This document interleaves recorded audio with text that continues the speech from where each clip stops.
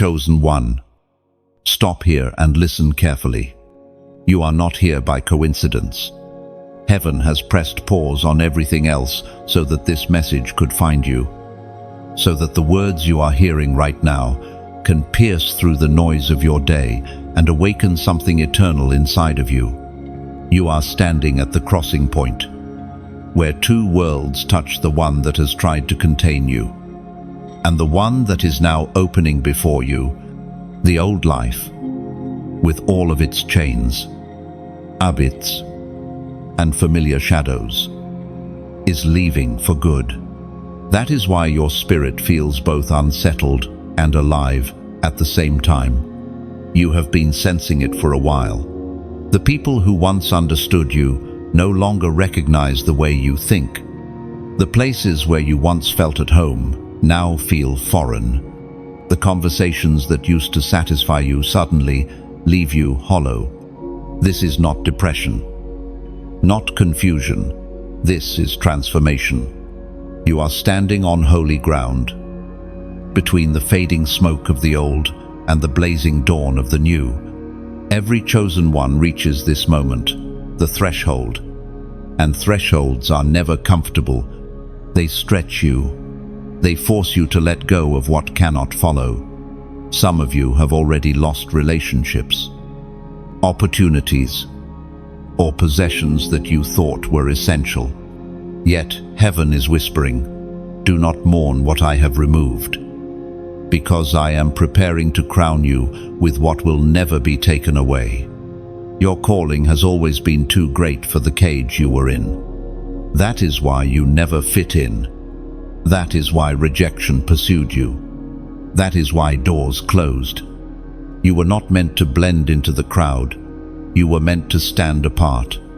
You are marked, sealed, chosen. The Spirit spoke through the prophet Jeremiah and left behind these immortal words. Jeremiah chapter 29, verse 11. For I know the plans I have for you, declares the Lord.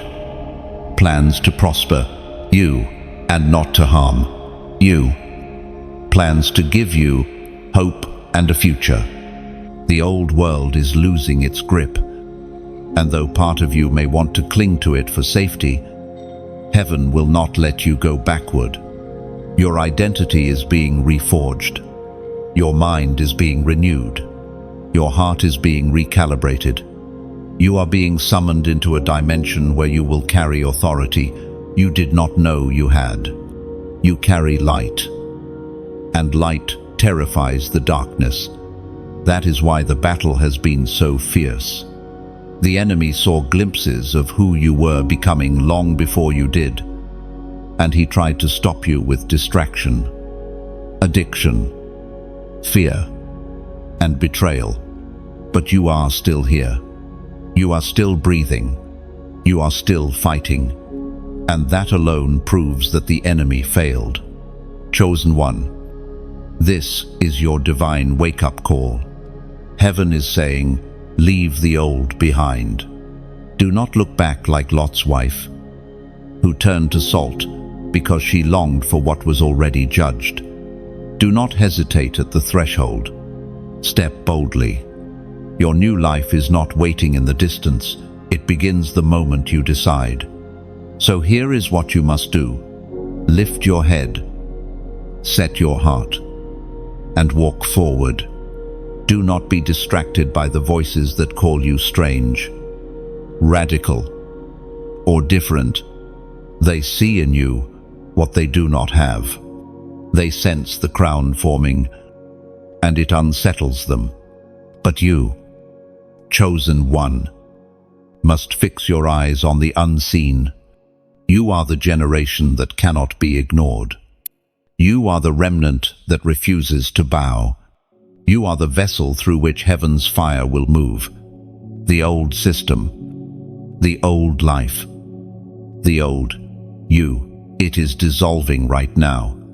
If you are hearing this and your spirit is stirring, it is because God Himself is confirming what you already know deep down. You cannot go back, and you will not. Pause for a moment. Breathe. And let these words engrave themselves into your being. You are chosen. You are appointed. And you are unstoppable. Now, beloved chosen one, if this word resonates with your spirit, I invite you to take a prophetic step of faith. Like and share this message so others can be awakened just as you have been. Subscribe so you remain connected to the flow of these declarations. For more is coming, and you cannot afford to miss it. And right now, as a seal of your agreement, drop the number 777 inches, the comments below. Let it be your prophetic sign that you choose the new world over the old, that you accept the crown over the chains, that you step forward and never look back. The threshold is here. The moment is now. The choice is yours. Chosen one. You have felt the quiet unraveling for some time now. It doesn't arrive with thunder or lightning, but with a whisper, with a gradual loosening. You begin to notice that certain doors no longer open, certain patterns no longer fit, and certain people no longer stay. This is not coincidence. This is divine pruning. The gardener of your soul is cutting away what no longer bears fruit, so that you may step lighter into your calling. It often begins subtly. The places where you once felt celebrated now feel suffocating. The hobbies or habits that once brought pleasure now leave you restless.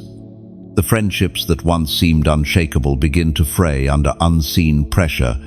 You may find yourself asking, why does everything feel like it's slipping away?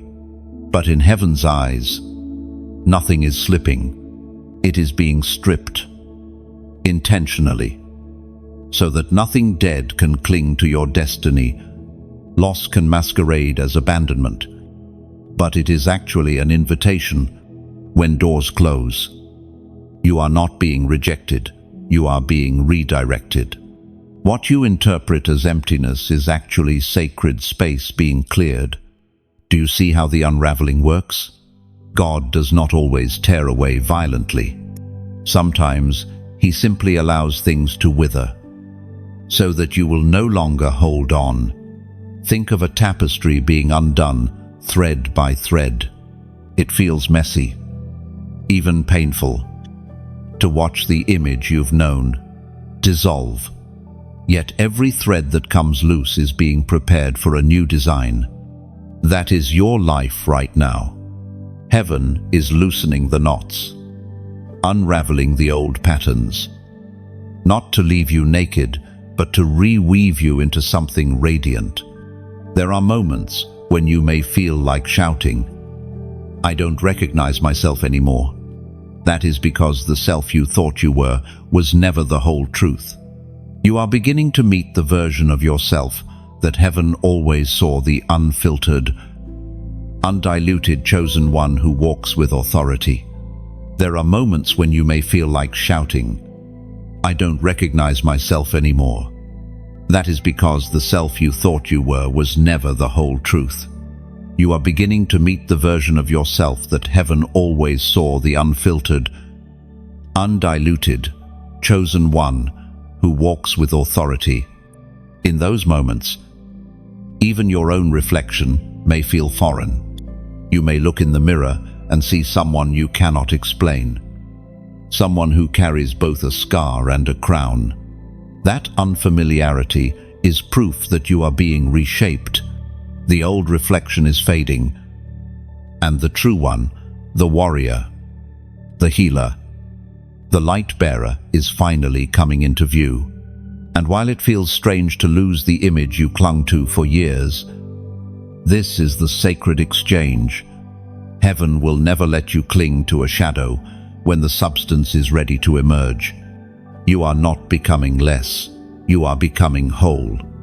The unraveling is revealing the authentic self that was buried under survival, under masks, under Kompromisse. Now, The real you is rising. We are reminded through the writings of David in the Psalms. Psalms chapter 34. Verse 18. The Lord is close to the brokenhearted and saves those who are crushed in spirit. These words are not just comfort, they are proof. Even as the unraveling pulls apart what you thought was secure, heaven is closer to you than ever. God does not step back while your old world dissolves.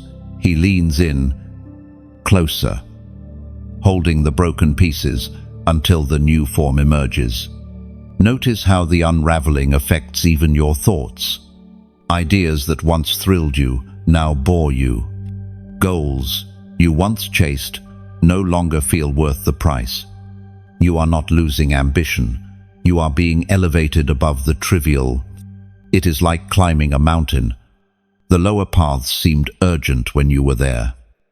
But as you ascend, you see, they were nothing compared to the summit awaiting you. Yes, it is lonely. When everything familiar falls away, it feels like exile. But exile has always been the classroom of the chosen. Moses was exiled before leading Israel. David hid in caves before wearing his crown. Even Jesus withdrew to the wilderness before beginning his ministry. Exile is not punishment, it is preparation. The unraveling teaches you who you really are when you are stripped of applause, stripped of recognition, stripped of support. And in that nakedness, you discover you are still standing. Because your foundation was never the things you lost. Your foundation is eternal. Chosen one. Do not despise this quiet unraveling. Every thread falling away is a testimony that you are outgrowing the old skin. What feels like subtraction is actually multiplication in disguise. What feels like endings are really beginnings wearing masks. Heaven is building you by first unbuilding the shell. Let your tears fall if they must. Grieve what you must. But know this, nothing is leaving your life that you will actually need for the future you are stepping into. The gardener knows what he prunes, and he has never cut a branch that wasn't blocking your fruit. So walk through the unraveling without fear. You are not unraveling into nothing, you are unraveling into glory. Chosen one. The night has always been your testing ground. When the world around you falls silent, when the noise of the day fades, that is when the weight presses in most heavily. You know what I mean. The sleepless hours when your thoughts race, when shadows in the mind grow louder than the voices of the day. It is in those moments that heaven often chooses to speak, not in shouts, but in whispers, in flashes of vision, in dreams that cling to your soul even after you wake. You have been visited in the night. Perhaps you didn't realize it. But those restless hours, those sudden awakenings, those images that refused to leave your mind, they were not accidents. They were messages. The veil between the worlds thins in the midnight hour, and the chosen ones are the ones who sense it most. You may have wondered, why can't I sleep like everyone else? Why do I carry this constant weight in the dark? It is because you were not born to slumber through life. You were born as a watchman, one called to keep vigil when others rest, while the crowd sleeps. You see, while the world dreams, ordinary dreams, you receive visions. That is why your nights feel heavy, because the unseen realm knows your eyes are open. The Spirit spoke through the prophet Joel. Joel chapter 2, verse 28. I will pour out my Spirit on all people. Your sons and daughters will prophesy. Your old men will dream dreams. Your young men will see visions. But visions come with responsibility.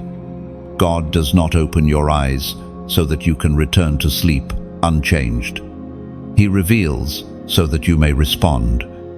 That is why your night revelations demand interpretation. Pay attention. What symbols repeat themselves in your dreams? What names? What numbers? What places surface over and over? These are not random. They are divine breadcrumbs, leading you into the assignment written for you before time began. The enemy, of course, knows this. That is why he attacks you most fiercely in the night. He tries to smother your rest with fear, with nightmares, with anxiety. He tries to twist the visions until they look like threats instead of promises. But you must remember, the night belongs to the Lord. Darkness trembles at the light you carry. Even when you feel surrounded by shadow, your very presence unsettles the plans of the enemy. You are not losing your mind. You are not cursed with sleeplessness. You are being trained to read heaven's language. Do not despise the long nights. Instead, begin to treat them as sacred appointments. Keep a journal beside your bed. Write what you see, even if it makes no sense at first. Over time, patterns will emerge. Messages will clarify. Directions will form. Heaven rarely speaks in paragraphs, but in fragments, in symbols, in whispers that require pursuit.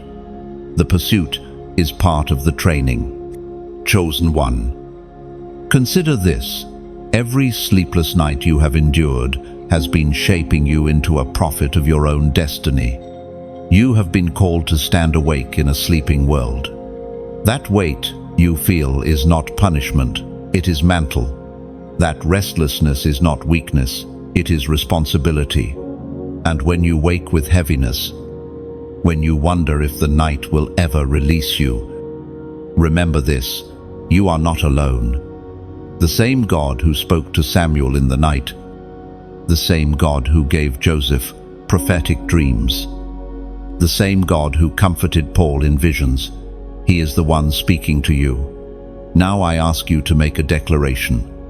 In the comments below, write these words: I hear you. Just 3 words. Why? Because it is not enough to be stirred. You must answer. Writing those words is more than typing on a screen. It is a prophetic act, a signal to heaven that you are not ignoring the call, that you are alert and ready. When you declare it, you align yourself with the watchmen of old who stood awake while others slept, who listened when others ignored. This response matters because it closes the gap between what is revealed and how you live. Too many receive visions but never respond. Too many are awakened but return to slumber. But you, chosen one, must not. When you type those words, you are agreeing to live awake. You are agreeing to guard your nights as holy, to let every dream, every vision, every whisper refine you. From now on, do not measure your nights by hours of sleep alone. Measure them by the clarity of what you receive. The night is no longer your enemy. It is your training ground. It is your sanctuary. It is your battlefield. And one day, you will see the full picture, the visions, the dreams, the whispers all woven into a single divine plan. You will realize that the long nights were not wasted. They were the very reason you became strong enough to step into your destiny. Chosen one. When the old life begins to dissolve, it often feels as if the scales are falling away from your very eyes. What once seemed solid now appears fragile. What once felt permanent now looks temporary.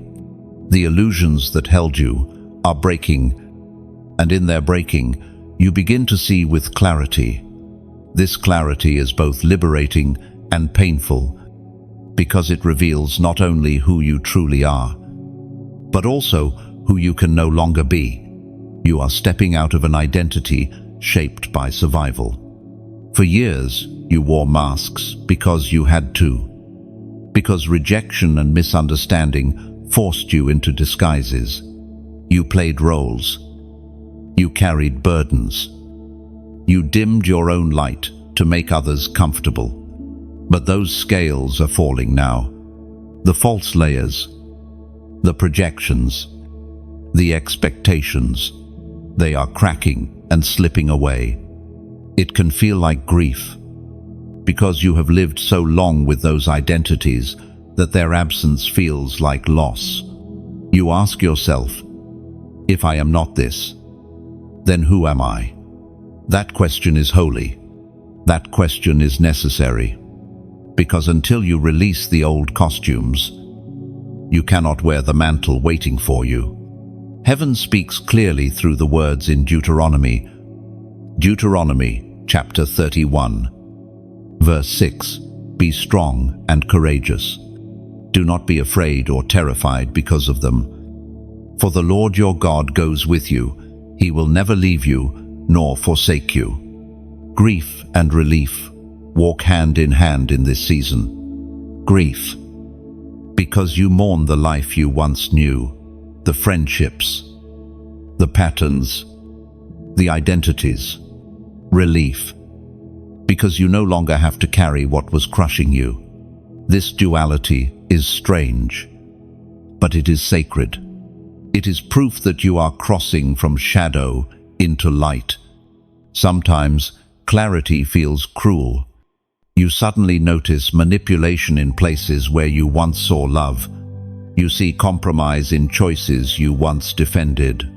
You see how small you once allowed yourself to be. But do not let this clarity shame you. It is not here to condemn you, but to free you. You cannot repent of what you cannot see. You cannot heal from what you cannot name. The scales are falling to give you the vision needed to walk unchained. Chosen one. Understand this. The weight you feel now is temporary. The heaviness of realization will soon give way to the lightness of truth. What you are shedding is not essential. It is excess. What you are releasing is not treasure. It is debris. And once it is gone, you will discover that your authority does not come from what you carried, but from who carries you. Think of Saul on the road to Damascus. Blindness struck him, and then the scales fell from his eyes. That moment did not simply restore his sight, it gave him new sight. He no longer saw as he once did. His mission changed. His voice changed. His entire destiny pivoted. That is what is happening to you. The scales are falling, not so you can go back, but so you can go forward with vision sharper than ever. In this clarity, you will find that you can no longer tolerate certain things. Half-truths will no longer satisfy you. Shallow connections will no longer anchor you. Empty distractions will no longer silence you. You will crave substance, authenticity, depth. This craving is not weakness. It is evidence that you have tasted what is real, and nothing less can compare. Some will not understand the change. They will accuse you of being distant, arrogant, or ungrateful, but let their words fall where they may. They do not see what you see. They are still living under scales that you have shed. Do not lower yourself to prove anything. Simply walk in your clarity. Your life will be the testimony. This is the moment where you reclaim authority over your own story. The world may try to define you by your past mistakes, by your family history, by your limitations. But those definitions are fading along with the scales. You are no longer bound by what was written about you in gossip or in lies. You are bound only by what heaven wrote in your book before you were born. Chosen one. Let the scales fall without fear. Let the grief flow without shame.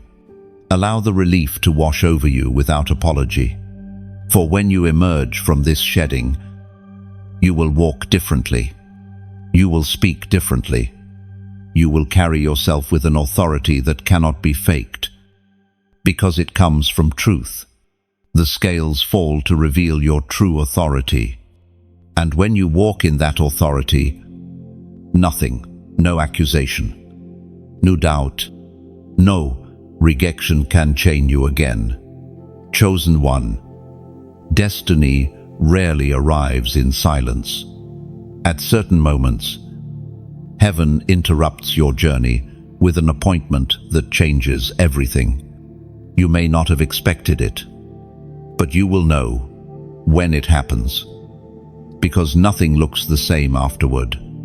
A conversation, a dream, a sudden realization. It becomes the doorway through which the old dissolves and the new begins to take shape. This appointment is not random. It is written. It is divine.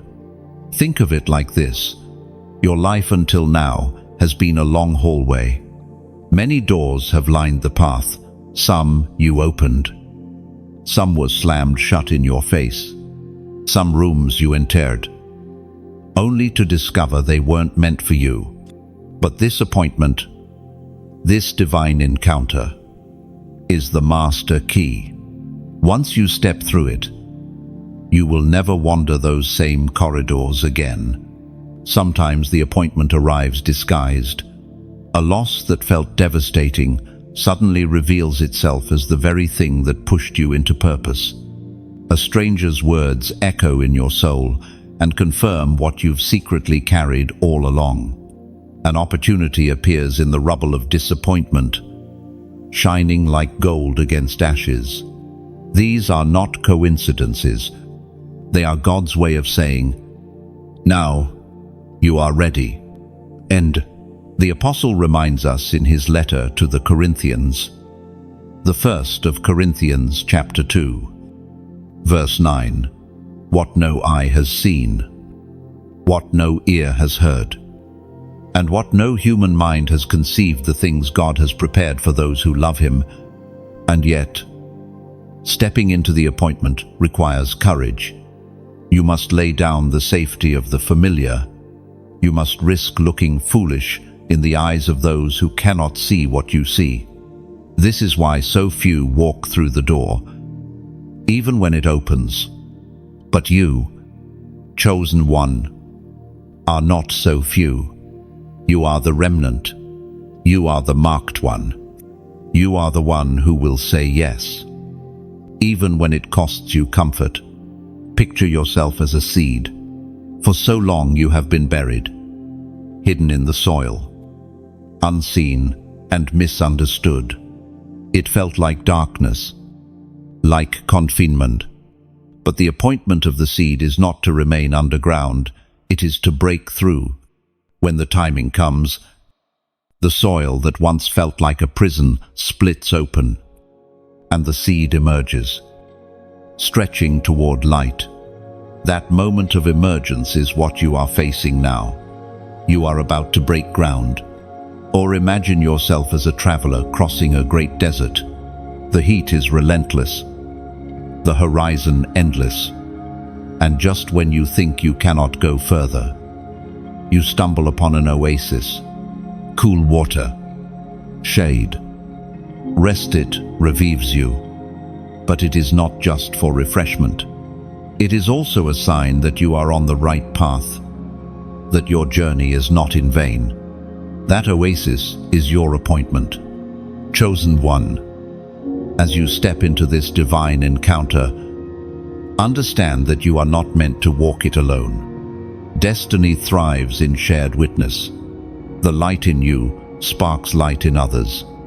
That is why I invite you to do something intentional. If this word is igniting your spirit, share it. Think of it like passing the torch in a relay.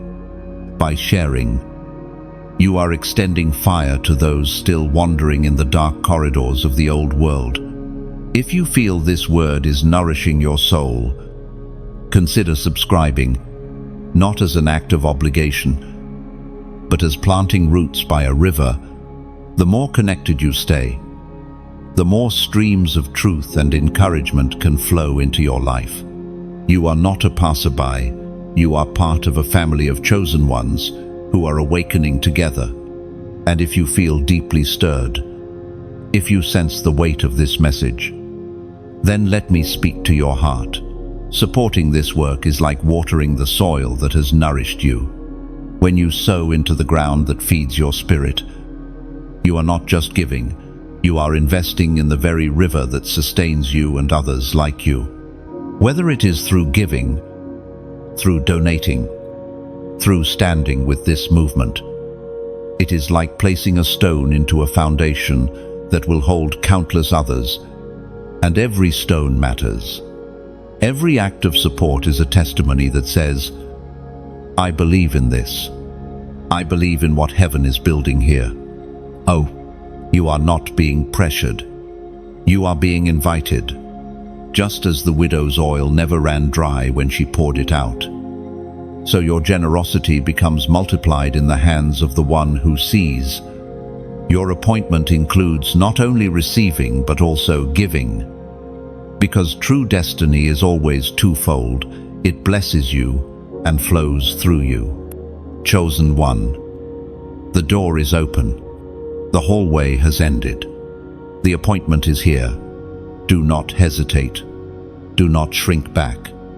Step through boldly, knowing that what awaits is beyond imagination, beyond sight, beyond sound.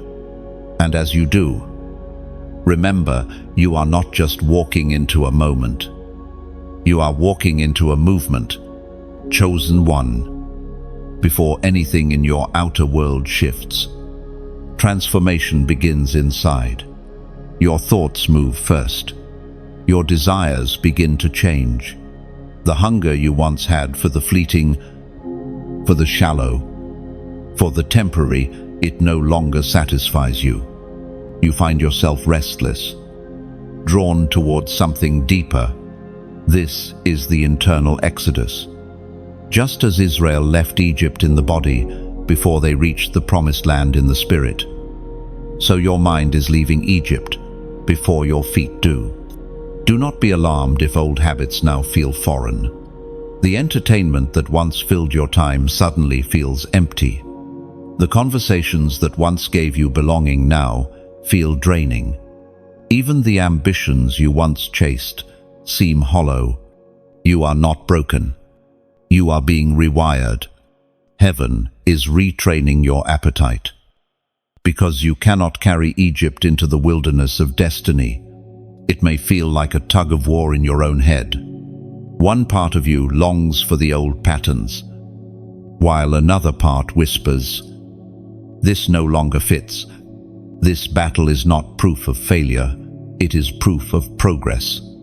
Every step away from what enslaved you is a declaration of freedom. Every time you resist the pull of your old mindsets, you are saying, I am not who I was. I am becoming who I was always meant to be. No, the ancient words recorded in Romans still echo today. Romans chapter 12, verse 2. Do not conform to the pattern of this world, but be transformed by the renewing of your mind. Then you will be able to test and approve what God's will is, His good, pleasing and perfect will. Chosen one. The exodus of your thoughts is holy. The wilderness between who you were and who you are becoming is sacred ground. It is in this place that God begins to write new language into your inner world. You begin to think differently, to speak differently, to dream differently. And though people around you may not understand, heaven nods in recognition. Yes, this one is awakening. Consider how a bird learns to fly. Before it ever leaves the nest, it stretches its wings, flaps against the air, prepares muscles it has never used. That unseen preparation ensures the first flight is possible. In the same way, your thoughts are stretching before your circumstances shift. You are rehearsing freedom in the mind before you live it with your feet. This internal exodus is not glamorous. It often feels lonely. No one can see the battles you fight at midnight, the silent choices you make in the secrecy of your thoughts, the moments you wrestle with temptation, but heaven says, and every quiet victory in your mind is thunder in the spirit realm. Every time you choose truth over lies, light over shadow, destiny over distraction, angels record it as triumph. Do not despise small beginnings. The shift may seem minor, choosing prayer over scrolling, choosing silence over gossip, choosing faith over fear. But these small steps are tectonic in the spirit. They are the cracks that split open mountains. They are the pebbles that ripple into oceans. The unseen choices within you are shaking entire structures around you. Chosen one, I want you to mark this moment with a prophetic act. As you read these words, type the number 444 inches, the comments below. Do you know why? Because numbers carry meaning. And this one carries the rhythm of stability and alignment. When you write it, you are declaring, my mind is aligning with heaven. My inner world is stabilizing under divine order. My thoughts are leaving Egypt, and my spirit is marching toward promise. It is more than typing. It is covenant. It is your way of saying, I choose transformation over conformity. I choose the new rhythm over the old chains. And others may laugh at such a small act, but heaven does not. Every time you align outwardly with what God is doing inwardly, the unseen becomes tangible. You give flesh to faith. You give form to vision. That is why you must not skip this step. It is not for show, it is for your soul. Understand this, the internal exodus is the most critical stage. If you rush it, if you ignore it, if you pretend it is unnecessary, you risk carrying Egypt into Canaan, and Egypt cannot breathe in Canaan. The old cannot survive in the new. This is why God is so intentional about pruning your thoughts, reshaping your habits, and refining your desires now. Chosen one, honor this process. Trust the slow work of heaven in your mind. Embrace the silence, the tug, the stretching. It is not wasted. Every thought that breaks free is a chain removed. Every new perspective you embrace is a doorway opened. And soon, the exodus within will overflow into an exodus without. Your inner shift will become an outer transformation. The desert of the mind is not forever. It is a passage, and beyond it, milk and honey await. Chosen one. Even as you are stepping forward in this inner transformation, there is still a tug behind you. Certain relics from your past cling to you like shadows that refuse to disappear at sunset. They are not just objects or memories, they are attachments. Silent cords that attempt to keep you tied to what no longer serves you. These relics often hide in the corners of your heart, and until they are named, they quietly influence the way you walk. Think of the keepsakes you have held on to. Some are innocent tokens, reminders of what once was, but others carry more weight than you realize. That letter you never threw away, that photo buried in a drawer, that memento from a relationship long broken, each one holds energy. They are like anchors, beautiful, perhaps, but heavy enough to slow your soul's ascent. It is not that you must despise your past. Rather, you must discern what to carry forward and what to release. Relics are not only physical, they live in your patterns. A phrase someone once spoke over you, and you repeated it until it became a part of your identity. A mistake you once made, and you rehearsed the shame until it felt like truth. A role you once played, and though the stage is gone, you still wear the costume. These unseen relics are the hardest to let go, because they masquerade as self. But they are not you. They are fragments of a season that has ended. The voice of God thundered in the book of Exodus. Exodus chapter 14, verse 13. Do not be afraid. Stand firm, and you will see the deliverance the Lord will bring you today. The Egyptians you see today, you will never see again. Releasing does not mean dishonoring the past. It means blessing it for what it gave you and then laying it down. Every person, every memory, every experience has shaped you. Some brought pain, some brought joy, some brought both. But their assignment in your life is complete. Holding on beyond their season is like carrying autumn leaves into spring. They no longer nourish. They only weigh you down. Consider a tree in winter. The leaves that once provided shade and beauty must fall away. They do not cling, because the tree knows instinctively, in order for new buds to emerge, the old must be shed. The tree does not mourn the leaves. It trusts the cycle. Likewise, chosen one, you must trust the cycle of your own becoming. Release the relics and trust that new fruit will come. You may be tempted to keep certain relics out of sentimentality.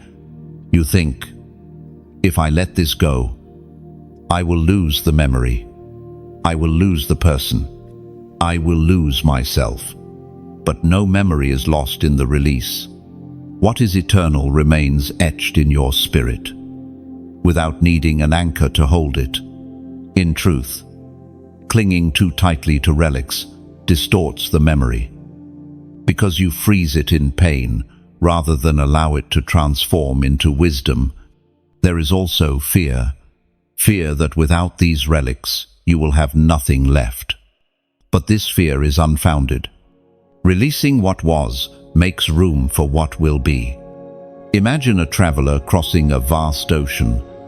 If the boat is overloaded with unnecessary cargo, it risks sinking. To reach the other shore, the traveler must throw overboard what is not essential. That is your call now, to lighten your soul's boat, so you may reach the promised shore. Some relics may even appear harmless, but deep down you know their hold. That song you play when you feel lonely, which always brings you back into chains of nostalgia. That number saved in your phone, though you never call. Its presence whispers of a door that should stay closed. That ritual you keep, not because it empowers you, but because it comforts the old self. These are the chains disguised as relics, and the moment you name them, you disarm them. Chosen one, do not mistake letting go for betrayal. You are not betraying your past by releasing it.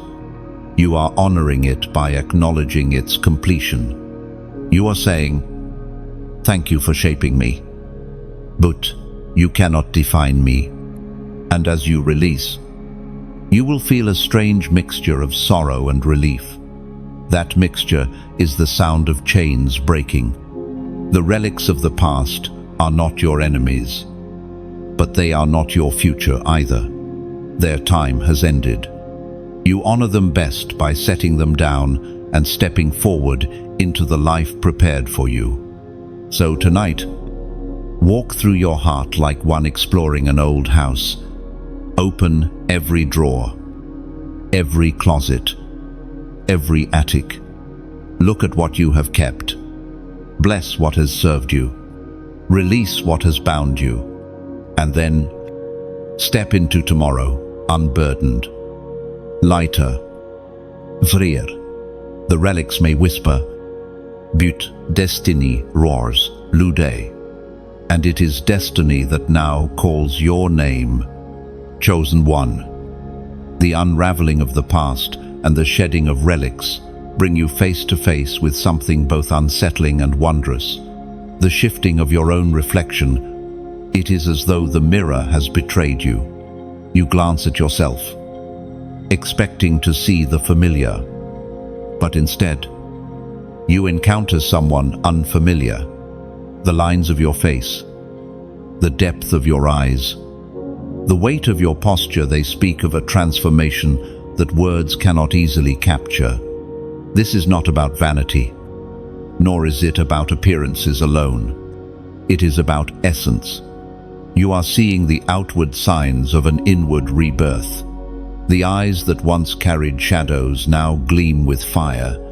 The shoulders that once slumped under the weight of shame are beginning to square with authority. The countenance that once tried to blend into the crowd now shines with a light that refuses to be hidden. You do not recognize yourself because the old you is dying, and the true you is rising. There is both fear and awe in this revelation. Fear, because you do not yet know how to walk in the skin of the new. Awe, because you sense this is the self you were always meant to carry. It is as though heaven is handing you back a version of yourself that was hidden beneath years of compromise, rejection, and struggle. Scripture says in the Gospel of John, John chapter 1, verse 5, "The light shines in the darkness, and the darkness has not overcome it." At first, you may try to dismiss it. You might think, perhaps I am imagining things. Perhaps this glow will fade. But it is not imagination. It is illumination. What has been awakened in you is not temporary, it is eternal. Your reflection is changing because your spirit is changing.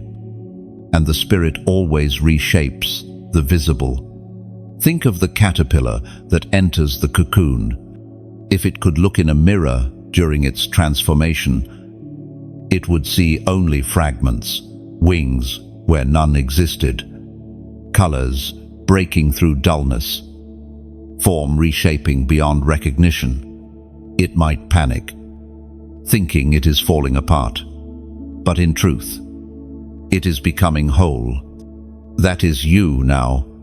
The fragments you see are not distortion, they are prophecy of what you are becoming. Your reflection now carries weight. Others may not understand why they feel different around you, but they sense it. Some will feel comforted, drawn to the peace and authority in your eyes. Others will feel exposed, unsettled by the light they cannot name. Do not be surprised by either reaction. Both are proof that what you carry is real. Chosen one. Learning to accept your new reflection is part of your calling. Do not shrink back into old identities just because they feel safer. Do not cover your light to make others comfortable. Do not apologize for the glow heaven has placed upon you.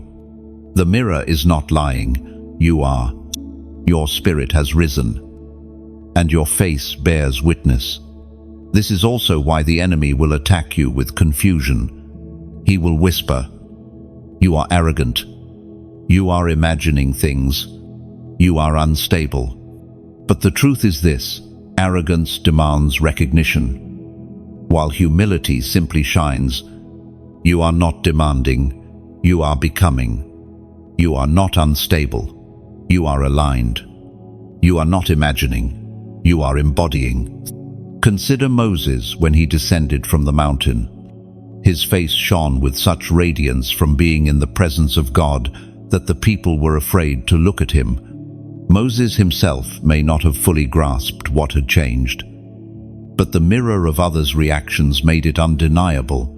Likewise, you may not fully grasp the change in yourself, but the world will. Your reflection will testify. The challenge is to live boldly with this new reflection. You must walk into rooms where you once hid and allow your light to fill the space. You must speak with authority where you once silenced yourself. You must carry yourself as one who knows they are chosen. Even if your heart still trembles with the memory of rejection, the trembling will fade, but the authority will not. Chosen one. The mirror is not betraying you. It is revealing you. Every time you see yourself now, let it be a prophetic reminder. This is who I was always meant to be. Let your reflection be not a stranger, but a confirmation. And when you struggle to accept it, remember this: heaven does not make mistakes. The image you now see is stamped with divine design. Do not fear your own glow. Do not hide your own transformation. Stand in awe of what God has done, and then walk boldly in it. The mirror no longer shows what was it, reveals what is and what is to come. Chosen one. As your reflection changes and the relics of the past fade, you will notice another reality unfolding, the reshaping of your circle. Allies will rise where you least expect them, and some who once walked closely with you will begin to drift away. This is not failure. This is divine editing. The company you keep cannot remain the same when your calling increases. You may already feel the shift. Those you thought would stand with you in every season have become strangely silent. Conversations that once flowed now feel strained. Plans that once connected you now dissolve with no explanation. At first, you may be tempted to blame yourself or to chase after them. But pause. This is not rejection. This is heaven's hand, whittling your tribe until only the right ones remain.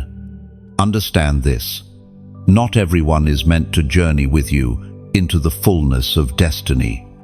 Some were there for a season, some for a lesson, and some only to reveal what you could survive without.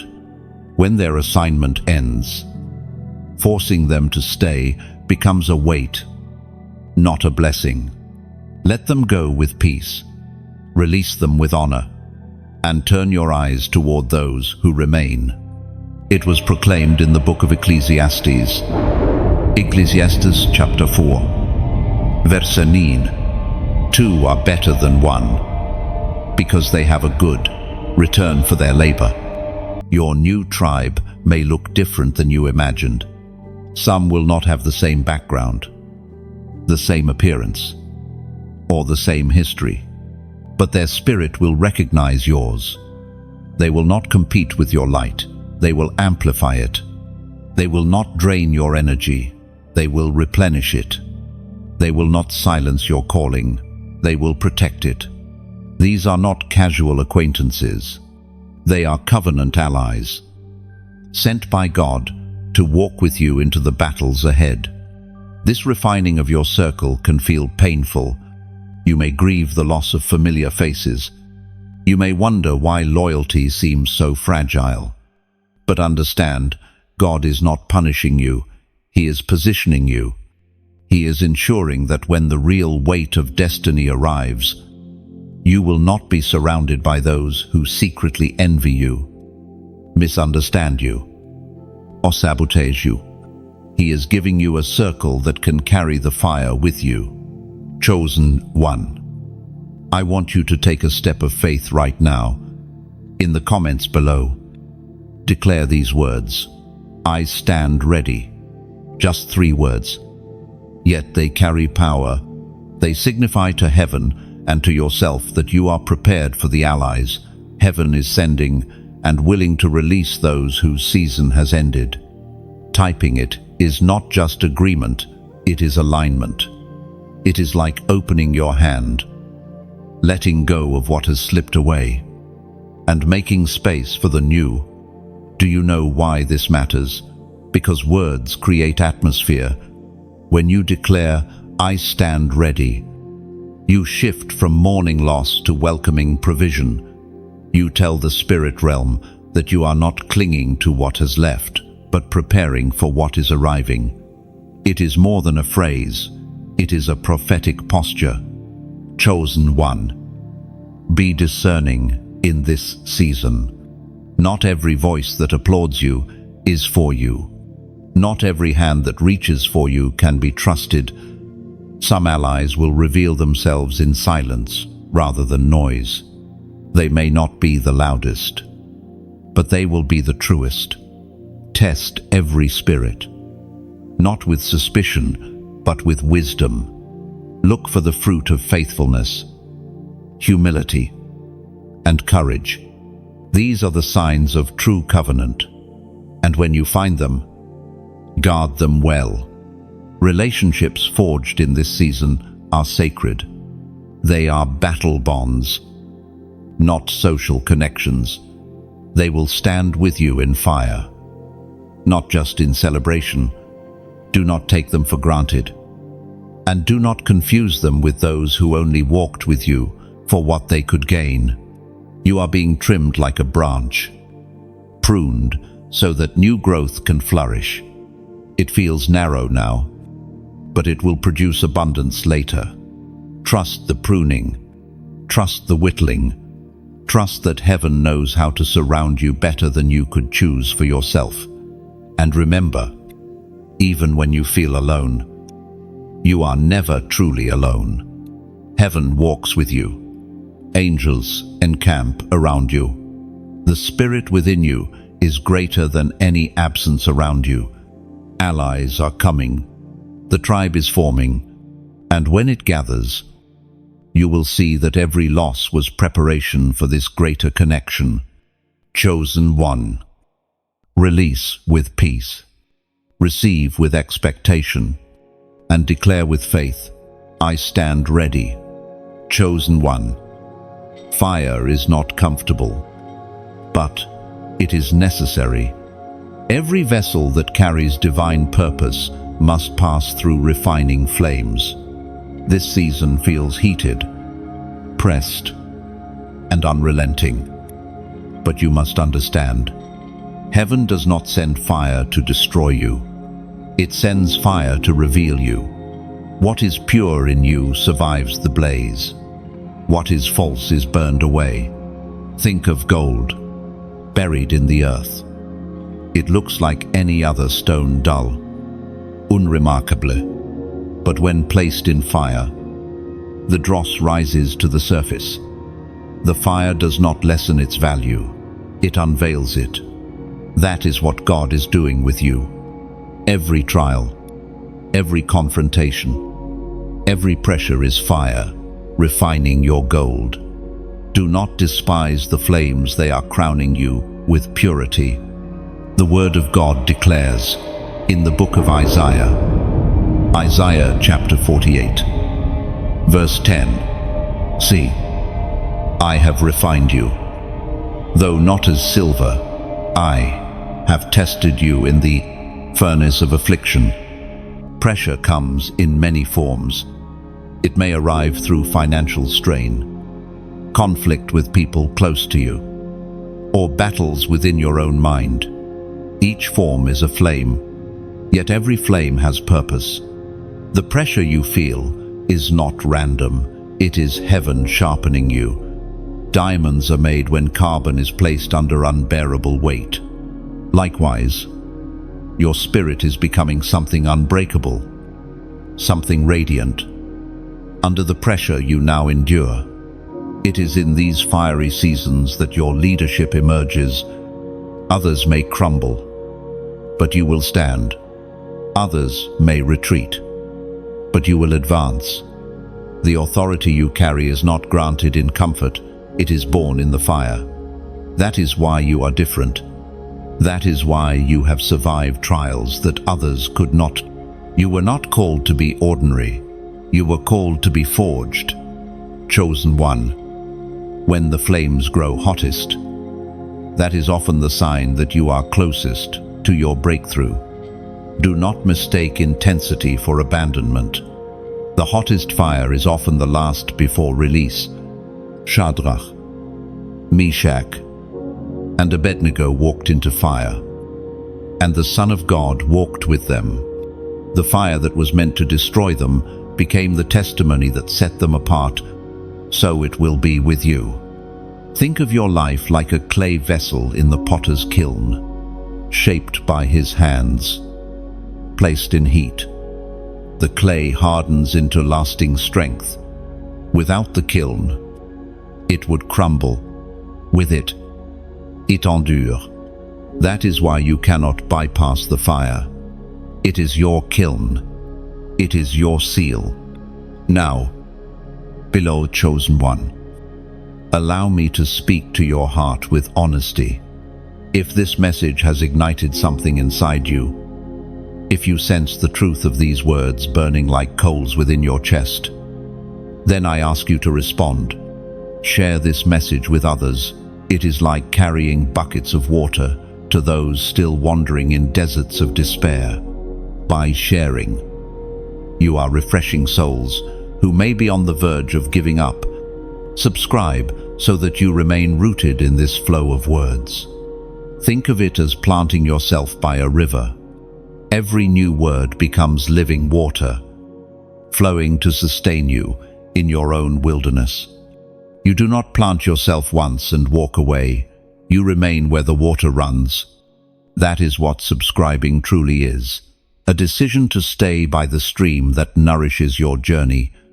And for those who feel stirred even deeper, who sense heaven tugging at their hearts, I invite you to consider sowing into this work. Think of your support as oil poured into a lamp.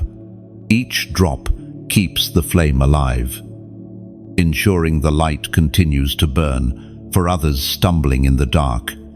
When you give, you are not simply donating, you are fueling a fire that has already warmed your own spirit, ensuring it will warm countless others. Every seed matters. Even the smallest coin in the widow's hand was seen and honored by Jesus, not for its size, but for the heart behind it.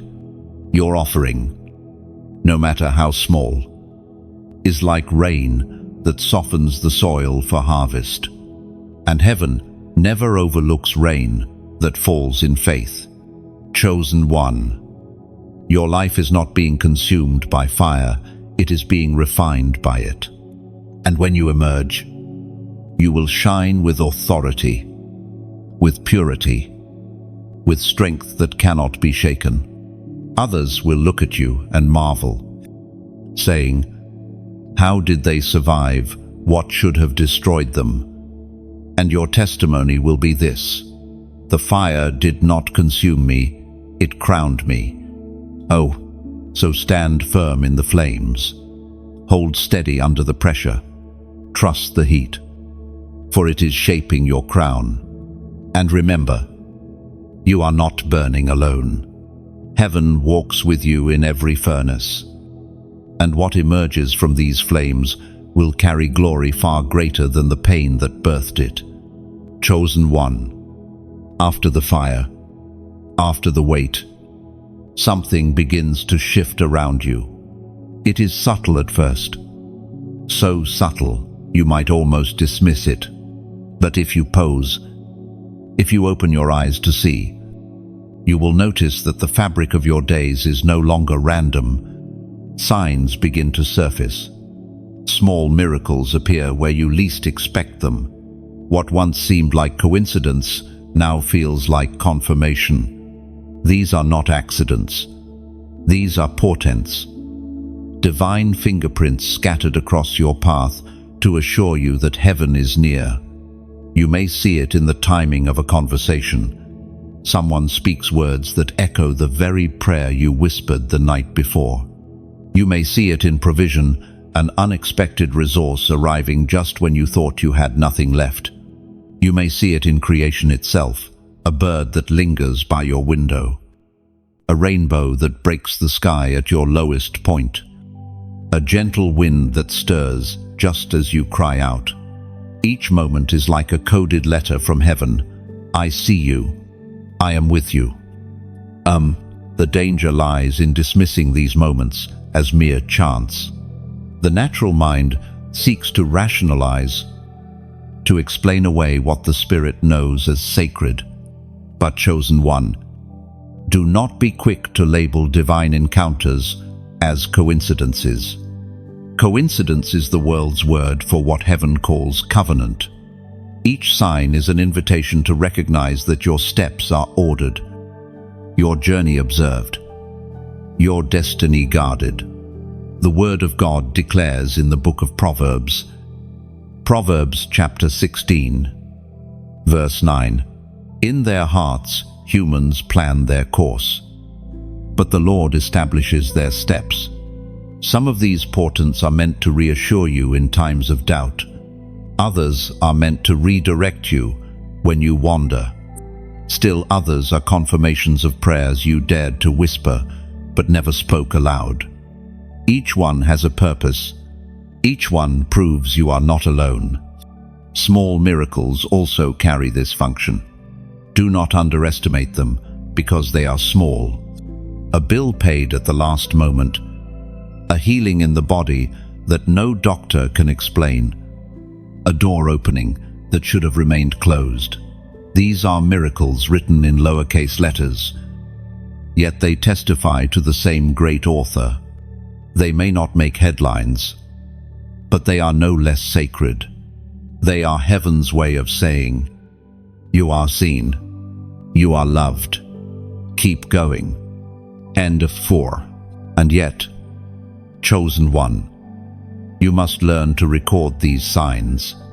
Too often, miracles fade into memory because they are not captured.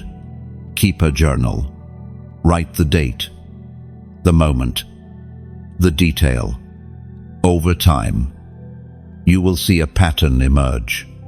You will realize that what you thought were isolated blessings are actually threads in a tapestry. What seemed random will reveal itself as intentional. And when you face darker days again, that record will testify back to you.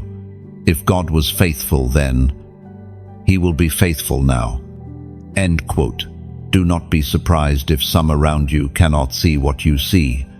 Portents are often invisible to those whose eyes are fixed only on the natural. They may dismiss your testimony, laugh at your awe, or reduce your miracle to coincidence. Do not argue. Do not defend. Simply treasure these things in your heart. As Mary did when angels spoke over her son, revelation does not need validation to be true. Chosen one. This is also training. Heaven is teaching you to live attentive, to walk aware.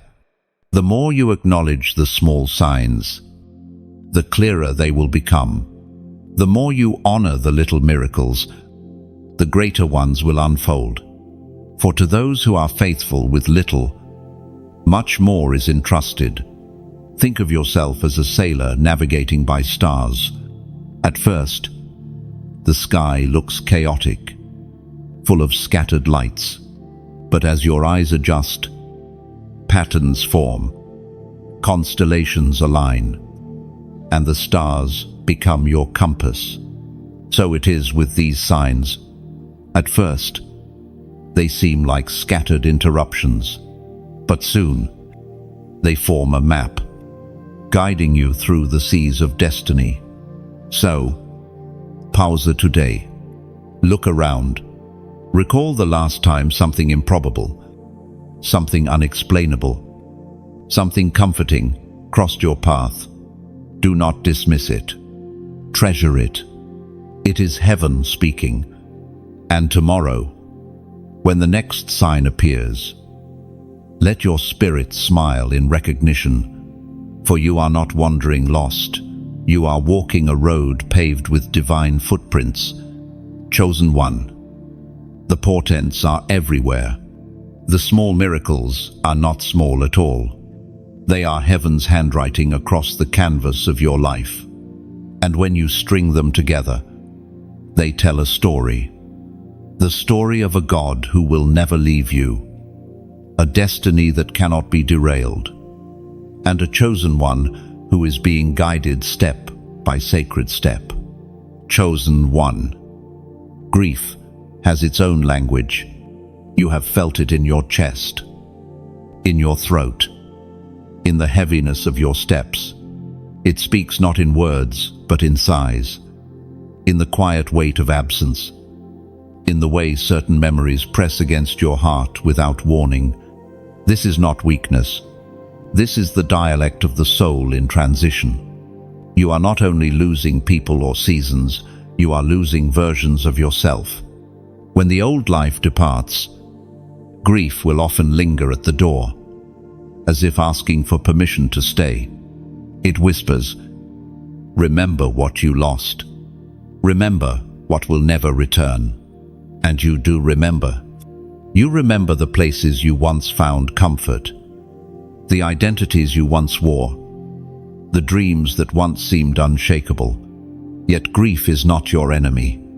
Grief is a translator, turning loss into wisdom, pain into clarity. Heaven has always made space for grief. David wept openly. Jeremiah was called the weeping prophet. Even Jesus stood before the tomb of Lazarus and let tears stream down his face, though he knew resurrection was moments away. Why? Because tears themselves carry holiness. Grief acknowledges love. It honors what mattered, and in that acknowledgement, the heart becomes soft enough for new life to take root.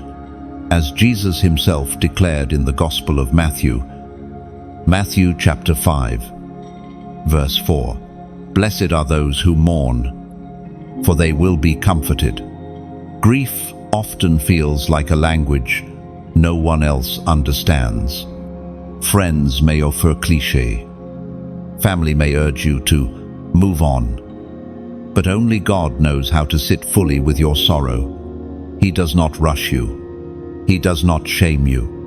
He allows you to pour out every drop, because he knows that only emptied vessels can be filled anew. Do not fear your tears. Chosen one. They are not signs of failure. They are rivers of release. They wash away the residue of what was, so that you may step into what is coming, lighter, freer, clearer. To hold back grief is to dam the river. To let it flow is to invite healing. And yet, grief is not meant to be a permanent home. It is a valley, not a prison. You walk through it, but you do not pitch your tent there. You honor it, but you do not let it chain you. The valley of shadows is meant to be crossed, not inhabited. Think of grief as the winter of the soul, cold, barren, stripped of color, but beneath the soil, life is stirring, unseen. Roots die deeper, preparing for the bloom of spring. You may not see it yet, but your tears are watering seeds. Your mourning is fertilizing growth you cannot yet imagine. What feels like an ending is often the preparation for a beginning. Chosen one. In this season, you must allow grief to speak, but not to govern.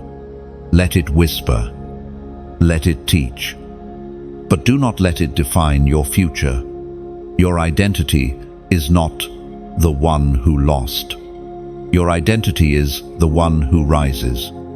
Heaven will comfort you, not by erasing the past, but by weaving it into a testimony of resilience. And here, I invite you to make a prophetic declaration in the comments below. Write the number 555. Do you know why? Because it carries the vibration of divine grace multiplied.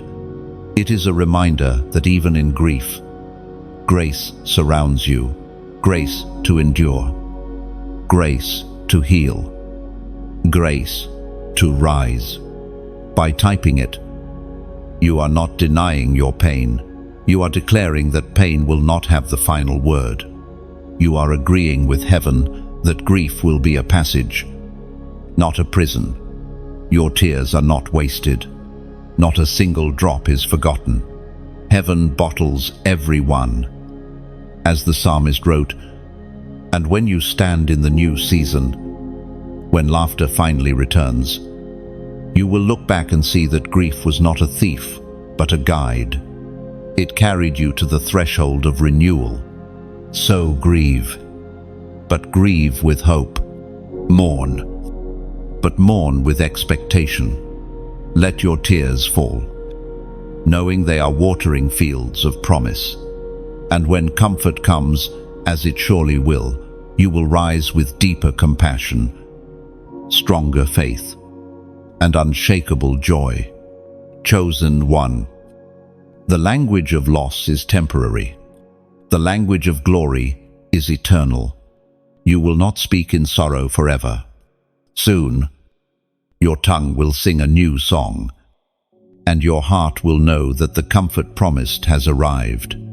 Chosen one. Transformation is not only about revelation, it is also about rhythm. Destiny does not simply arrive in flashes of vision. It requires structure, practice, and spiritual logistics to sustain it. If a house is built without foundation, even the most beautiful design will crumble.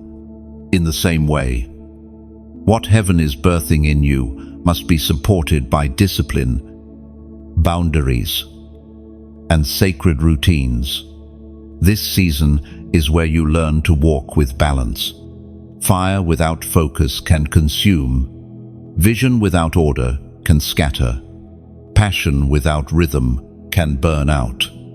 Heaven is teaching you the logistics of being chosen, the day-to-day alignment that will allow your calling to thrive without collapsing under weight. At first, it may feel mundane.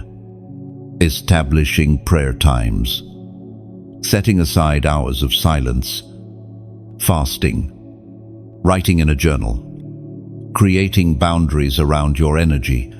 These do not look dramatic, but do not despise them. They are scaffolding. Without scaffolding, even the grandest cathedral cannot be completed. Your daily practices are the scaffolding of your soul. The apostle reminds us in his letter to the Corinthians, 1 Corinthians chapter 9, verse 27, "I strike a blow to my body and make it my slave, so that after I have preached to others, I myself will not be disqualified for the prize." Discipline is not punishment, it is protection. It guards your anointing, ensuring you do not lose in secret what you have gained in public. Spiritual logistics also mean recognizing where your energy must be invested. You cannot pour endlessly into everyone. Even Jesus withdrew from the crowds to be alone with the Father. Solitude was his strategy. You too must learn to retreat, to step away from noise, to protect the oil you carry. Some battles are won not by constant motion, but by sacred stillness. Consider the way an army moves. Victories are not achieved by sheer passion, but by strategy. Soldiers must know when to advance, when to hold position, when to retreat and rest. Without rhythm, they would exhaust themselves before the battle is even engaged. You are being trained the same way. Heaven is not only giving you strength, it is giving you pace. This training will stretch into every part of your life. Your words, learning when to speak and when to remain silent. Your finances, learning to steward resources rather than waste them. Your relationships, learning to discern which connections nurture and which deplete. Your body, learning to honor it as a vessel, not abuse it with neglect or excess. Each decision becomes a thread in the fabric of your new life. At times, this structure may feel restrictive. You may long for the freedom of your old chaos, but remember this: a river without banks becomes a flood, destructive and uncontrolled. A river with banks flows strong, directed, and life-giving. Boundaries do not kill freedom, they channel it into power. The logistics you establish now are your riverbanks. Spiritual logistics also require vigilance. The enemy knows he cannot easily strip away your calling, so he will try to drain your focus. Distraction is his subtle weapon. Endless scrolling, fruitless arguments, chasing approval. These are nets designed to entangle your time and energy. Guard your rhythm fiercely. Each day, ask yourself, does this choice move me closer to my assignment or further away? Chosen one. Understand that logistics are not glamorous, but they are glorious. Heaven rejoices not only over your mountaintop moments, but also over your quiet consistency. Every morning, you rise in prayer. Every temptation you resist, every boundary you enforce is recorded as victory. Angels take note of the discipline that sustains you, because they know it is what makes your crown secure. Think of Noah building the ark. He was not given a vague vision, he was given measurements, blueprints, instructions down to the cubit. Why? Because survival in the flood required precision. Likewise, your destiny requires details.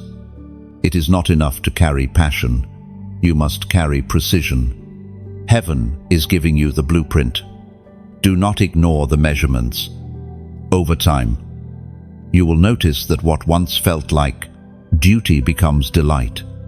The disciplines that seemed heavy will become second nature. Like breathing, the boundaries that felt harsh will feel like freedom. This is the rhythm of the chosen: first discipline, then delight. First structure, then flow. And when storms come, as they surely will, you will not be shaken. Your logistics will anchor you. While others crumble under chaos, you will stand firm. Because your house was built on rock, not sand. Chosen one. Embrace this season of structure. Treasure the daily rhythms. Honor the hidden disciplines. They are not distractions from your destiny, they are the very path to it. What you are building in secret will sustain you in public. And what feels ordinary now will one day be revealed as the very foundation of your extraordinary calling. Chosen one. As you strengthen your rhythm and embrace the scaffolding of discipline, be prepared. The enemy does not surrender quietly. He knows he has lost ground, but he will not walk away without attempting one last strategy. These are not new tricks. He has no creativity of his own. They are old patterns, recycled lies, tired tactics designed to lure you back into chains you have already broken. If you can recognize them, you can dismantle them before they take root. The first trick is delay. Destiny calls loudly, but the enemy whispers, "Not yet. Tomorrow. Later." Delay is deadly because it feels safe. It does not outright deny your calling, it simply pushes it to the background until your urgency dies. Many destinies have been strangled, not by outright rebellion, but by endless postponement. Do not fall for this. When the Spirit stirs you to act, respond. Immediate obedience is your shield against delay. The second trick is shame. He brings memories like ghosts to haunt your progress. Words you once spoke, mistakes you once made, paths you once walked. He drags them into your present and says, "Who are you to be chosen? Who are you to carry light? Shame is paralyzing because it chains you to what no longer exists. But chosen one, remember this: you are not defined by what you did. You are defined by what Christ has done, as was spoken in the sacred texts of old. Micah chapter 7, verse 8. Though I have fallen, I will rise. Though I sit in darkness, the Lord will be my light. This is your battle cry against shame. Even if you stumbled, even if you sat in shadow, the story does not end there. Rise again. Every fall becomes fertilizer for your strength when you refuse to stay down. The third trick is comfort. Old patterns resurface not because they satisfy, but because they feel familiar. The enemy tempts you with what once numbed you, with habits that once silenced your hunger for more. He whispers, "Go back. Rest here. Why fight so hard?" But do not be fooled.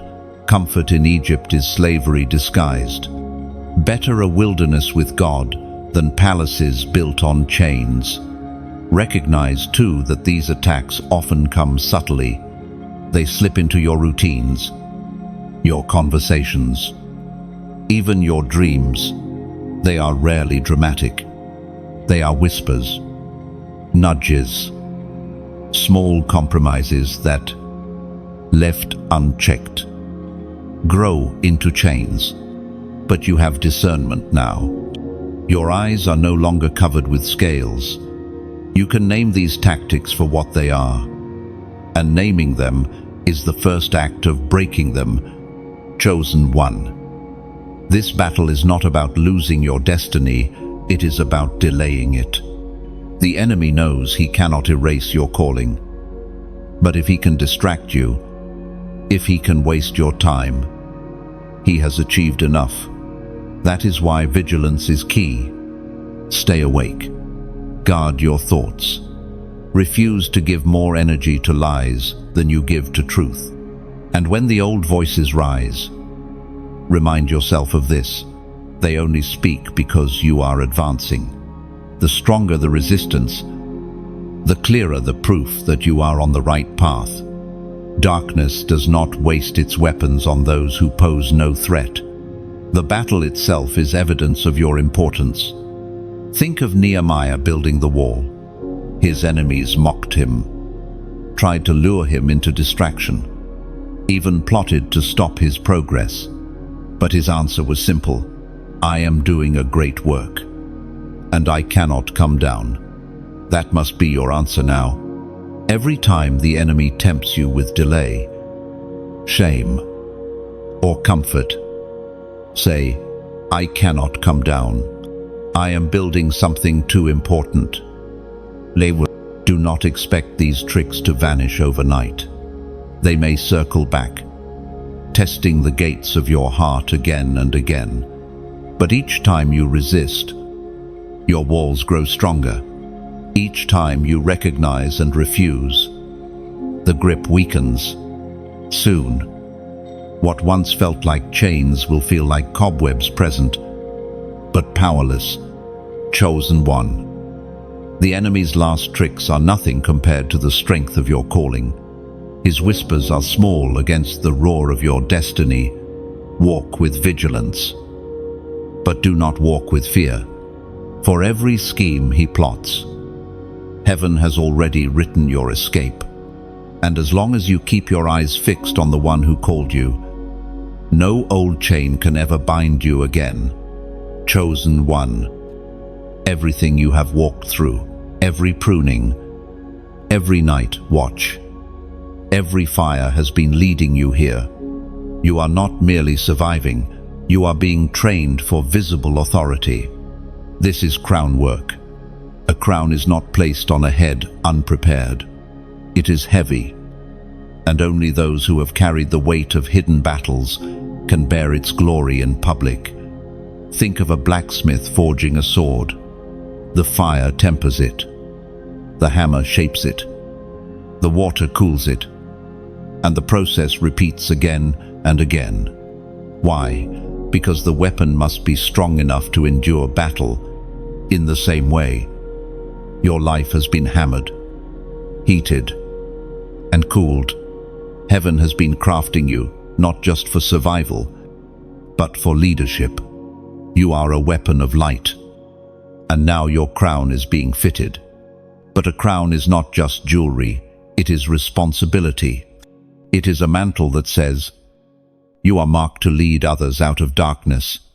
Leadership in the kingdom is not about ruling over, it is about carrying weight for. Your crown will draw both honor and hostility. Some will bow in respect, and others will sneer in jealousy. That is why heaven waited until now.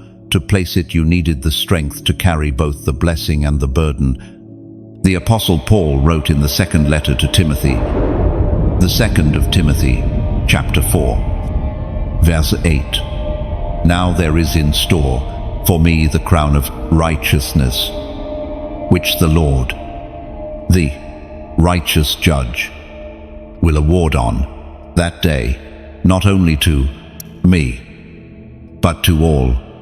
Your crown is not ornamental, it is eternal. It is both a promise and a sign that you are stepping into alignment with what heaven has marked for you. Picture a tree in full bloom after winter. For months, it seemed barren, lifeless, stripped. Then suddenly, blossoms burst forth, undeniable and radiant.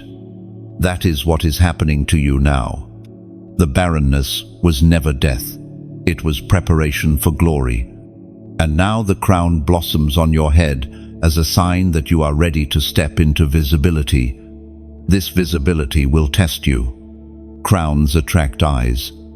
Some will look to you for guidance, some for hope, and some for reasons to criticize. Do not shrink under the gaze. Remember the blacksmith's work. Your strength has already been proven in hidden places. What you endured in private now equips you to stand in public. And in this moment, chosen one, let me speak to you plainly. If these words are piercing your spirit, if you feel the truth rising like fire in your chest, then I ask you to act. Like and share this message, not as a casual click, but as an act of planting seeds. When you share, you scatter light into feeds that have been choked by darkness. You never know whose chain will break because you pressed a button. Subscribe, not because it is demanded, but because you need a well to return to. Think of it like a spring in the wilderness each time you come back. Water is waiting. Staying connected keeps you refreshed for the battles still ahead. You are not meant to wander thirsty. You are meant to draw consistently from the source. And if your heart is stirred to go deeper, consider sowing into this work. Every gift, every donation, is like oil poured onto a lamp.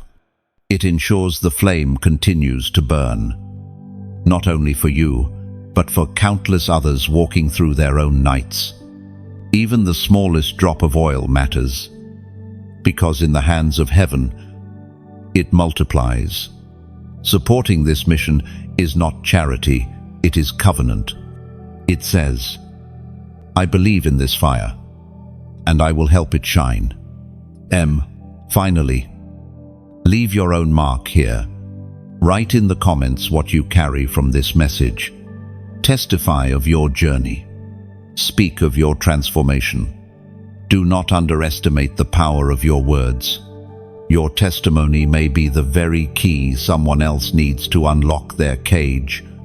When you comment, you are not just engaging, you are building community. Weaving your voice into the chorus of chosen ones rising together. Chosen one. This is crown work.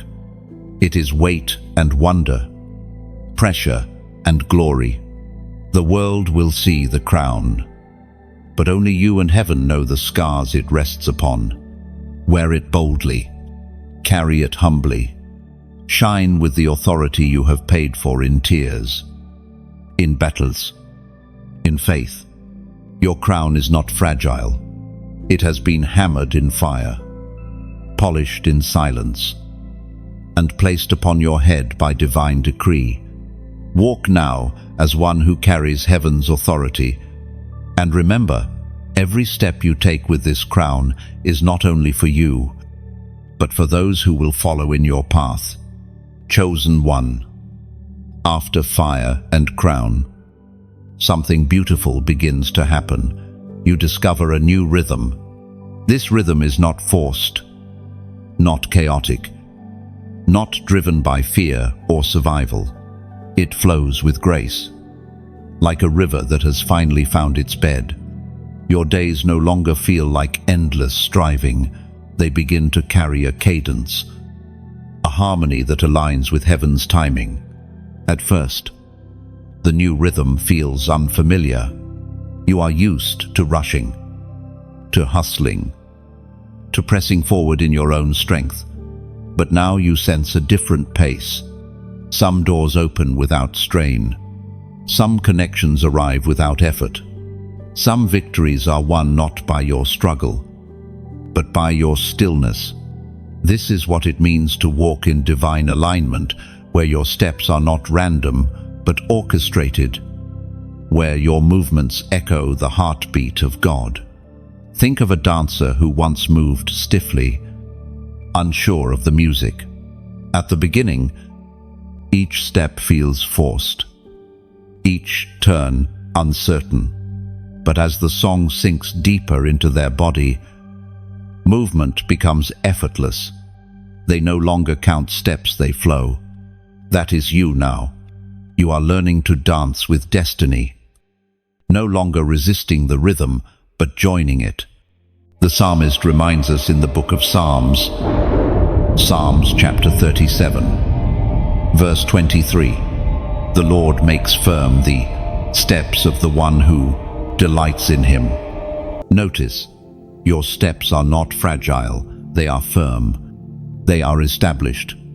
Heaven delights in watching you walk in rhythm, because it means you are no longer stumbling in shadows, but moving in sync with light. This rhythm will manifest in the smallest details of your daily life. Morning no longer begins with chaos, but with quiet awareness. Conversations no longer drain you, but carry weight and meaning. Even work that once felt like a burden begins to feel like participation in something sacred. The ordinary becomes extraordinary, not because circumstances have changed, but because you are walking to a different tempo. Chosen one. Rhythm does not mean ease without struggle.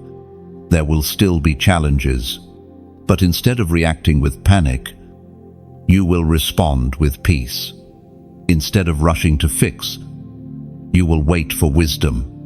You will discover that time itself bends differently when you are in rhythm with heaven. What once took years of striving will suddenly unfold in moments of grace. Consider how nature lives in rhythm. The tide ebbs and flows. Seasons rotate without confusion. Birds migrate. Flowers bloom. Stars trace their paths, all moving in divine cadence. None of them force their becoming. They simply align with the rhythm written into creation. And you, too, are part of that rhythm. You were never meant to live out of sync, frantically forcing outcomes. You were meant to rest in the flow of divine timing. This new rhythm will also expose what does not belong. People, habits, or tasks that jar against the flow will feel more obvious than ever. What once felt tolerable will now feel dissonant. Do not ignore this. When the violin is tuned, every wrong note becomes unmistakable. Likewise, when your life is tuned to heaven's rhythm, discord becomes evident. Do not force yourself to stay in noise. Choose harmony. There is also a gentleness in this rhythm. you will find yourself kinder to your own soul, less critical, less hurried. You will forgive yourself more quickly, release mistakes more easily, because you know you are not defined by a single misstep. In rhythm, even stumbles become part of the dance. And yet, this rhythm is not only for your peace, it is also for your witness. People around you will notice the calm in your spirit, the steadiness in your walk, the unexplainable timing of your life. They will wonder, how is it that when everything shakes, you remain steady? And in that moment, your life itself becomes testimony. You will not even need to preach. Your rhythm will preach for you. Chosen one. Trust this new flow. You do not need to measure yourself by the frantic pace of the world. You are not behind. You are not late. You are not lost. You are exactly where you need to be, moving to the tempo of eternity. And when doubt tries to pull you back into hurry, remind yourself, rhythm is proof of alignment. You are not running aimlessly anymore. You are walking in cadence with the one who orders your steps. So breathe deeper, move slower, trust the timing, dance with destiny. For your life is no longer a noise of random beats, it is becoming a song composed by heaven. Steady, strong, unshakable, and the world will hear it in you. Chosen one. The long passage is almost complete. You have walked through thresholds, endured nights of revelation, shed the relics of the past, faced the fire, and discovered rhythm. Now you arrive at dawn, the first light of your appointment. The horizon that once looked dim is glowing. The silence that once weighed heavy now hums with expectancy. This is not the end of your journey. It is the beginning of your new season. At dawn, shadows stretch long, but they cannot remain. Light gradually swallows them until they vanish. That is where you stand. The remnants of your old life may still flicker at the edges, but the radiance of your new calling is overtaking them. Do not be startled if old fears whisper or if old wounds ache one last time. They are simply shadows, soon to be erased by light. This dawn is more than personal, it is generational. Your awakening carries ripple effects. Others tied to your destiny will feel the shift. Families will change because you changed. Communities will heal because you stepped into alignment. Even strangers will encounter hope in your presence, because the light within you cannot be hidden. The prophet Isaiah proclaimed, Isaiah chapter 60, verse 1, Arise, shine, for your light has come, and the glory of the Lord rises upon you. These words were not meant only for Israel long ago. They are alive for you now. To arise is to stand, to step forward, to refuse slumber. To shine is to live openly in the authority you carry, not dimming yourself to blend in. And the glory rising upon you is not borrowed, it is bestowed. At dawn, the world itself seems to hold its breath. Birds begin their song. Dew settles on the grass. Colors return to the landscape. Everything whispers. New. That is the atmosphere of your soul now.